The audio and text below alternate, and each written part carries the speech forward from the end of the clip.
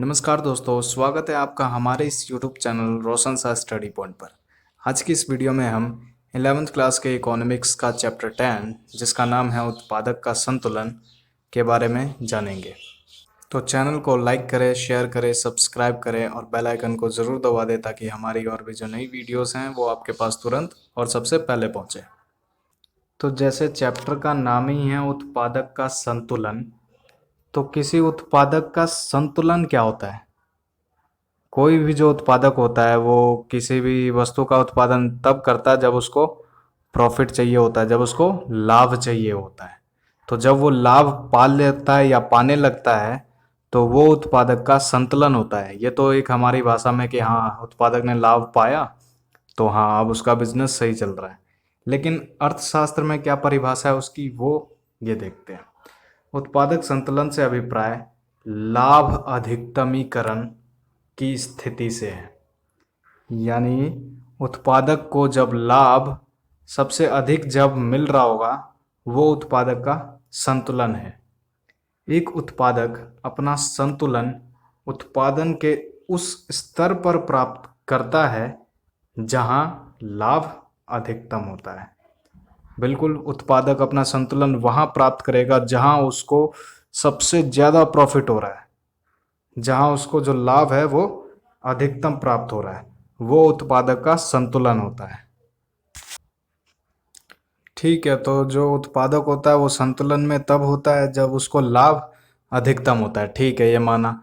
लेकिन हम जानेंगे कैसे, उत्पादक कैसे जानेगा कि उसको लाभ अधिकतम हुआ है और वो संतुलन में? तो उसके लिए हमें उसको लाभ का आकलन करना पड़ेगा, उसे लाभ निकालना पड़ेगा। तो लाभ का निकालने का जो सूत्र है वो ये है TR-TC, यानी कुल संप्राप्ति यानी कुल इनकम में से अगर हम कुल लागत घटा देंगे तो जो बचेगा वो क्या बचेगा, वो लाभ बचेगा। ठीक है, ये तो हमने जान लिया कि लाभ को कैसे निकालना है, कि लाभ कैसे निकलेगा, ये तो हमने जान लिया। लेकिन ये जो लाभ है वो सब अपने सबसे अधिकतम पर कब होता है, वो अपने सबसे टॉप पर कब होता है? तो ये जब होता है जब कुल संप्राप्ति और कुल लागत के बीच का अंतर अधिकतम होता है।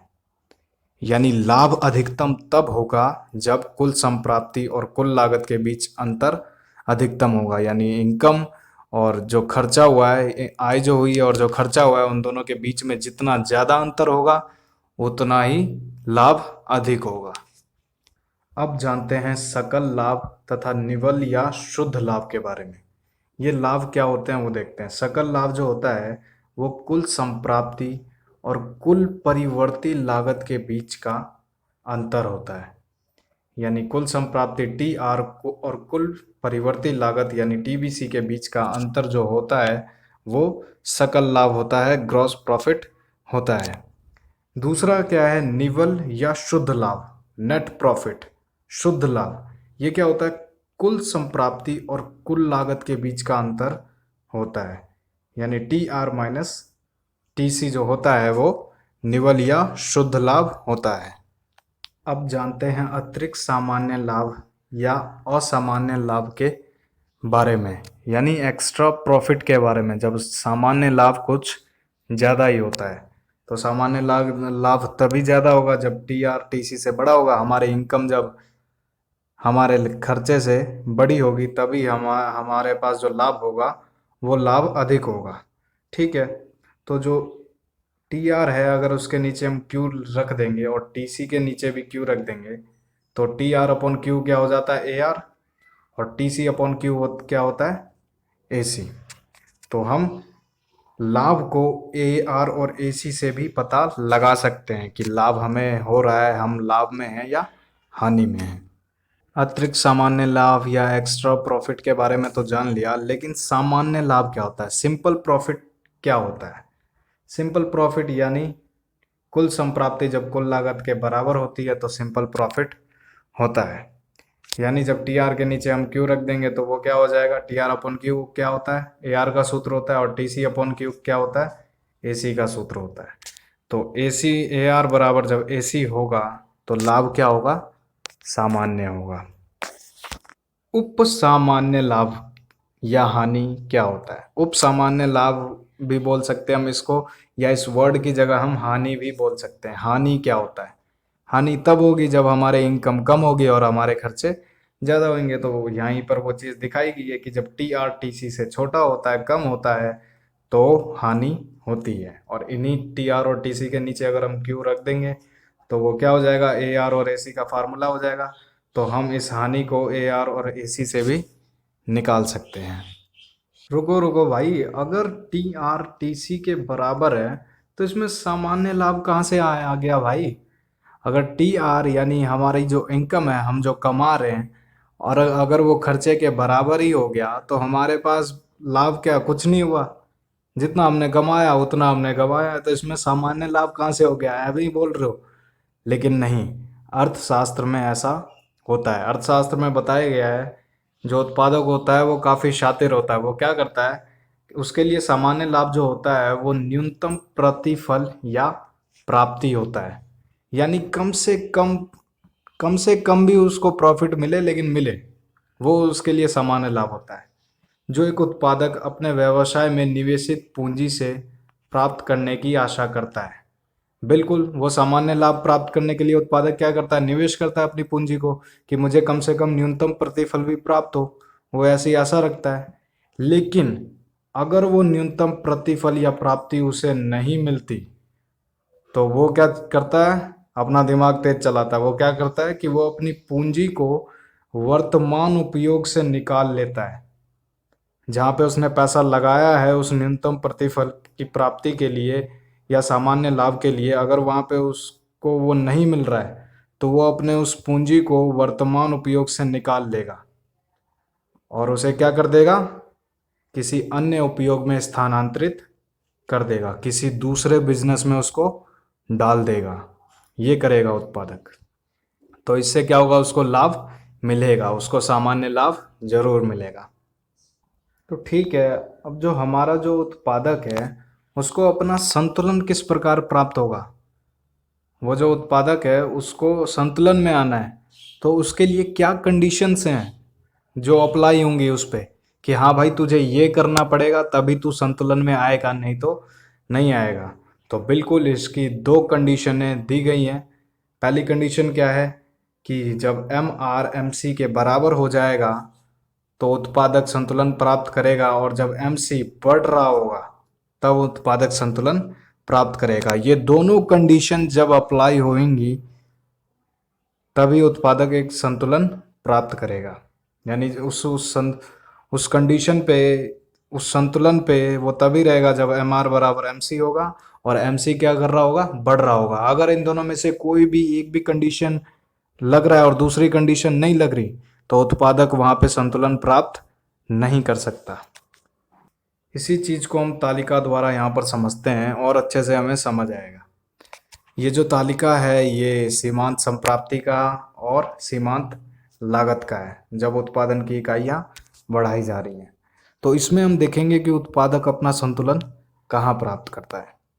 तो जैसे जैसे उत्पादक उत्पादन की इकाइयों को बढ़ाता है तो हमें ये भी देखना है, उत्पादन की जब वो इकाई बढ़ाता है तो हमें ये देखना है कि एम आर एम सी के बराबर कहाँ होता है और एम सी कहाँ बढ़ रहा होता है।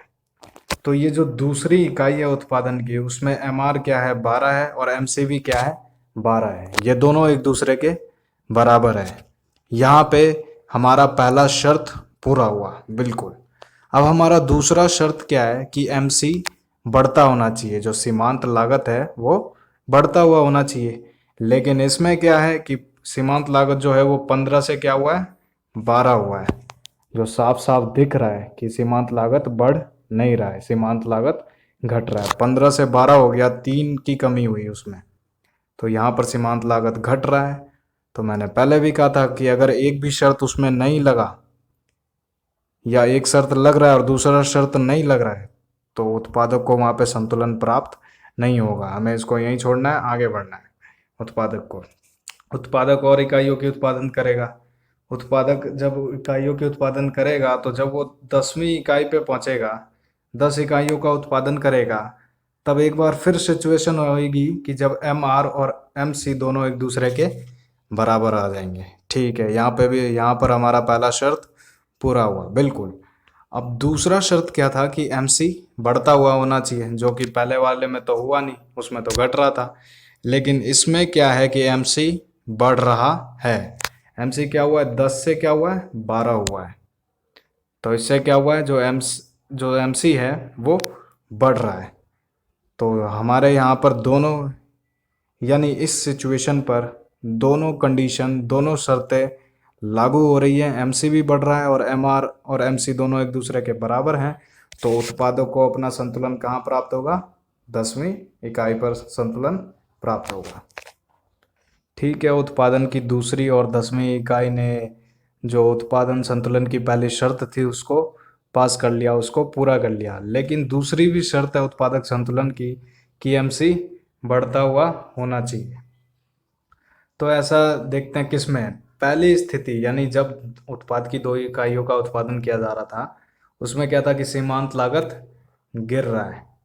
जबकि दूसरी स्थिति जहाँ पे 10 इकाइयों का उत्पादन हो रहा था उसमें सीमांत लागत क्या है, बढ़ रहा है।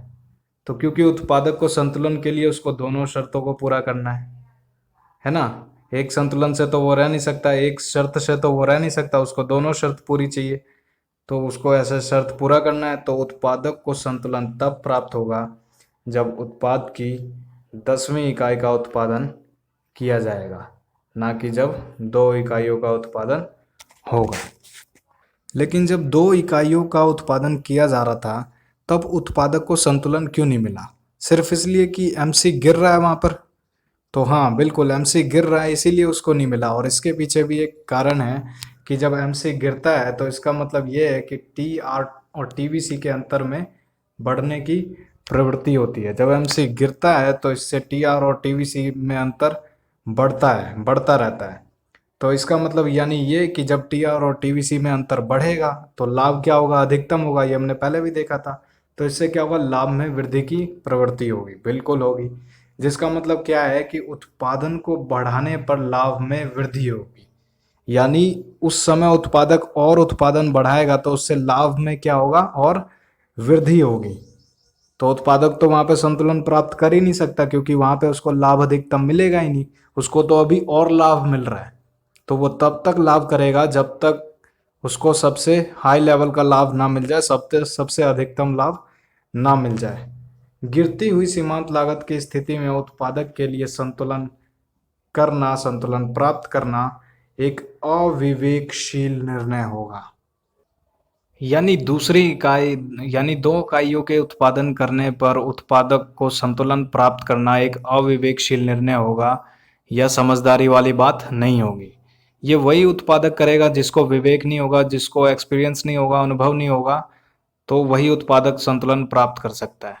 नहीं तो जो विवेकशील उत्पादक है वो इस परिस्थिति में, इस स्थिति में, दूसरी इकाई की स्थिति में संतुलन प्राप्त नहीं करेगा। वो तभी संतुलन प्राप्त करेगा जब MC क्या होगा, बढ़ रहा होगा। उत्पादक के संतुलन को हम वक्र द्वारा भी देख लेते हैं। ये जो वक्र है वो MR और MC का है। इसमें क्या है, इस वक्र में 2 जगह पर जो MR है वो MC के बराबर है। पहला ये है और दूसरा यहाँ पर है, बिल्कुल ठीक है, बराबर तो है। पहली शर्त तो पूरी कर ली। दूसरी शर्त देखते हैं पहले वाले में कि MC बढ़ रहा है कि नहीं। तो MC बिल्कुल नहीं बढ़ रहा है। MC यहाँ पर क्या हो रहा है, घट रहा है, डिक्रीज हो रहा है MC। तो यहाँ पर तो उत्पादक को संतुलन प्राप्त नहीं होगा, क्योंकि उत्पादक जब ही संतुलन प्राप्त करेगा जब MC बढ़ रहा होगा और MR MC के बराबर होगा। तो दूसरे में देख लेते हैं कि जो MC है, सीमांत लागत है, वो बढ़ रहा है और यहाँ पर MR भी AR के बराबर है। तो उत्पादक को संतुलन इसी Q2 इकाई पर प्राप्त होगा कि जो MR और AR है वो दोनों वक्र एक क्षैतिज सरल रेखा है। MR और AR का जो वक्र है वो एक क्षैतिज सरल रेखा, सीधी रेखा है। क्यों है, क्योंकि ये पूर्ण प्रतियोगिता बाजार का वक्र है जिसमें AR यानी कीमत जो होती है वो स्थिर रहती है। कीमत जो होता है यानी AR जो होता है वो फिक्स रहता है। और जब AR स्थिर रहेगा तो MR AR के बराबर होगा। वक्र में दिखाया भी गया था कि जो MR और MC है वो 2 स्थितियों में ही बराबर है। पहला जब जब बिंदु Q1 पर जब उत्पाद क्या हो रहा था, OL1 था, तब MR और MC एक दूसरे के बराबर थे। और बिंदु Q2 पर जब उत्पाद OL2 था, तब MR और MC एक दूसरे के बराबर थे। लेकिन स्थिति एक में MC गिर रहा था, बिल्कुल स्थिति एक में MC गिर रहा था। यहाँ पे वहाँ पर उत्पादन की दूसरी शर्त पूरी नहीं हो रही थी, और स्थिति 2 में MC बढ़ रहा था। बिल्कुल उत्पादक को संतुलन Q2 पर ही प्राप्त होगा, कि वहाँ पर जो MR है वो MC के बराबर है और MC क्या है, बढ़ रहा है। दोनों शर्तें वहाँ पर पूरी हो रही हैं। लेकिन उस सिचुएशन में क्या होगा, जब हम उत्पादन की इकाइयों को या तो बढ़ा देंगे, अधिक कर देंगे, या कम कर देंगे, तब क्या होगा, तब उत्पादन की स्थिति में क्या होगा। तो दो ही सिचुएशन हो सकती है, अगर हम उत्पादक को बढ़ाते हैं या कम करते हैं। अगर हम उत्पादन की इकाइयों को बढ़ा देते हैं, ठीक है, अधिक इकाइयों का उत्पादन करते हैं, तो जो MR है वो MC से कम हो जाएगा। यानी अतिरिक्त आय की तुलना में अतिरिक्त लागत अधिक हो जाएगा। और जब लागत अधिक हो जाएगा यानी खर्चा अधिक हो जाएगा, तो क्या होगा, उत्पादक को नुकसान होगा, उत्पादक को हानि होगी। दूसरा सिचुएशन ये हो सकता है कि अगर हम कम इकाइयों का उत्पादन करते हैं, तो जो MR है वो MC से बड़ा हो जाएगा। यानी अतिरिक्त लागत की तुलना में अतिरिक्त आय अधिक हो जाएगी। यानी इससे क्या होगा कि जो लागत होगा वो कम हो जाएगा और इनकम जो है वो ज़्यादा हो जाएगी। अब जानते हैं उत्पादक के संतुलन के शर्तों के मूलाधार के बारे में। शर्तों के मूलाधार, ये क्या हुआ, ये मूलाधार क्या होता है, यानी शर्तों का, यानी कंडीशन का बेस। कंडीशन जिस पर निर्भर हो रही है उसका बेस क्या है, उसका आधार क्या है, उत्पादक के संतुलन के बारे में। तो पहली शर्त तो ये थी कि सीमांत संप्राप्ति जो होता है वो सीमांत लागत के बराबर होना चाहिए। यानी MR जो है वो MC के बराबर होना चाहिए, तभी उत्पादक संतुलन में होगा। ये तो पहली शर्त है, ठीक है। इस शर्त का क्या, कि यदि किसी स्थिति में MR MC के बराबर नहीं होता है तो क्या होगा। तो इसका अर्थ है कि फर्म के पास कुल लागत तथा कुल संप्राप्ति के बीच अंतर में वृद्धि करने का अवसर है। उत्पादक के पास ये अपॉर्चुनिटी है कि वो कुल लागत और कुल संप्राप्ति के बीच अंतर बढ़ाए, यानी लाभ में वृद्धि करे। ये उसके पास अवसर होता है अगर MR MC के बराबर नहीं होगा तो। इन दोनों कंडीशनों को देखते हैं कि अगर MR MC के बराबर नहीं हुआ तो। पहली कंडीशन देख लेते हैं कि MR जब MC से बड़ा हो जाएगा।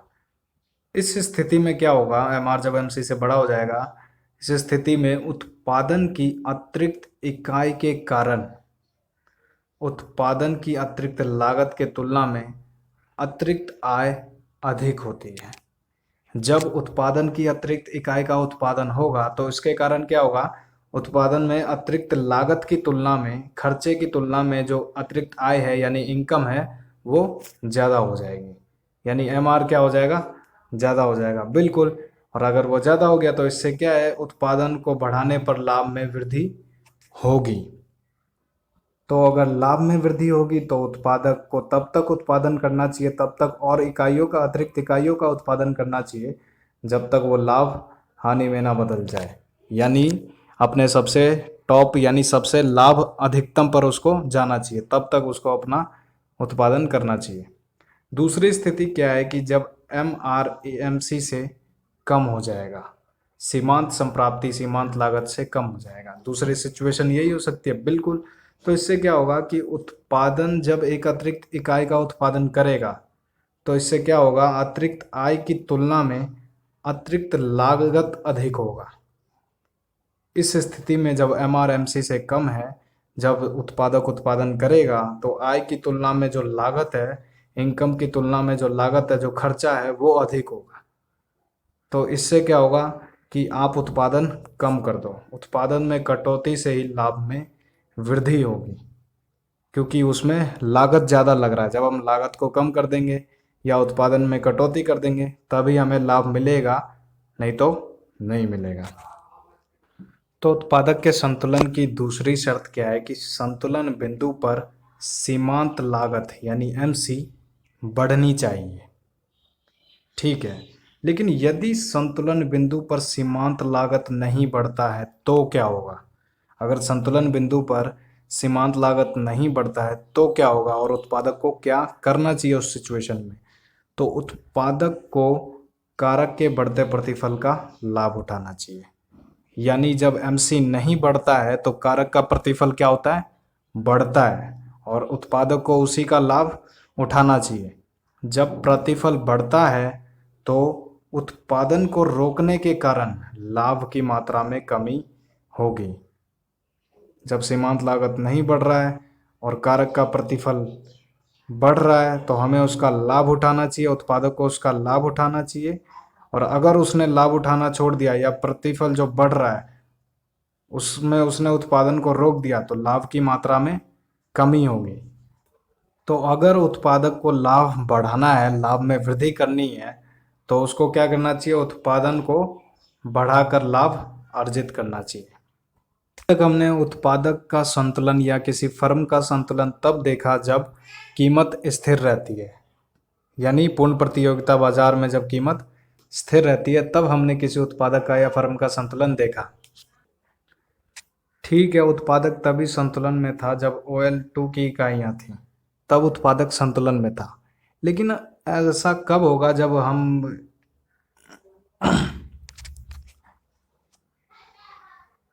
लेकिन उस सिचुएशन में क्या होगा जब हम उत्पादन की इकाइयों को या तो बढ़ा देंगे, अधिक कर देंगे या कम कर देंगे? तब क्या होगा? तब उत्पादन की स्थिति में क्या होगा? तो दो ही सिचुएशन हो सकती है, अगर हम उत्पादक को बढ़ाते हैं या कम करते हैं। अगर हम उत्पादन की इकाइयों को बढ़ा देते हैं, ठीक है, अधिक इकाइयों का उत्पादन करते हैं, तो जो MR है वो MC से कम हो जाएगा। यानी जो इनकम है वो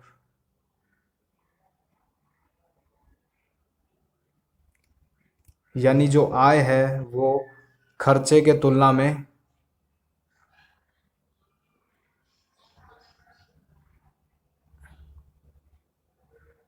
लेकिन अब किसी फर्म का संतुलन या उत्पादक का संतुलन तब देखेंगे जब कीमत स्थिर नहीं है। तो जब वस्तुओं की कीमतें स्थिर रहती है तो एक फर्म वस्तु की कीमत कम करके उस वस्तु की अधिक मात्रा को बेच सकता है। बिल्कुल, अगर उसे वस्तु की अधिक मात्रा को बेचना है तो उसको कीमत कम करना पड़ेगा, तभी वो वस्तु की अधिक मात्रा बेच सकता है। तो इससे क्या होगा? इससे औसत संप्राप्ति वक्र का जो ढलान होगा वो नीचे की ओर होगा। जब अधिक मात्रा की बिक्री होगी तो इससे क्या होगा? औसत संप्राप्ति वक्र का ढलान नीचे की ओर होगा, क्योंकि हम कीमत को कम करेंगे और कीमत और AR दोनों एक जैसे ही होते हैं, दोनों एक ही होते हैं। तो कीमत कम करेंगे तो AR भी कम होगा और उसके वक्र का जो ढलान होगा वो नीचे की ओर ही होगा।